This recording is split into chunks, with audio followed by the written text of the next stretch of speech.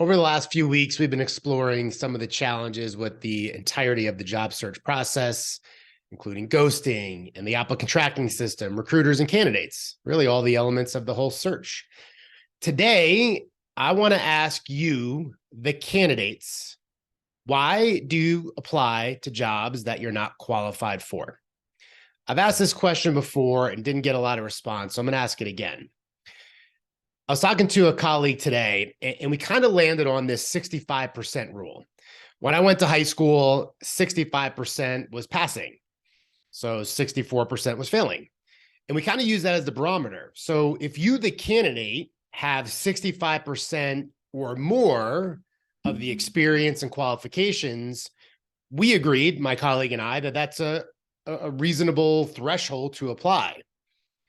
Yet, if you're 64% or less and you're still applying, it begs the question, why?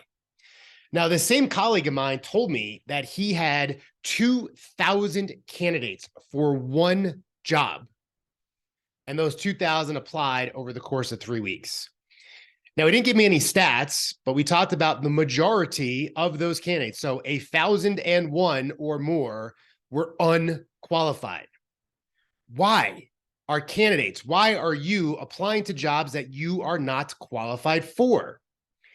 Again, if you're 65% or greater, wonderful, apply for it. That's reasonable. But if not, you're adding to the problem. And I have to say it directly. You, if you're applying for a job in which you don't meet at least 65% of the requirements, the criteria, the experience, you are making the whole process more difficult. You're adding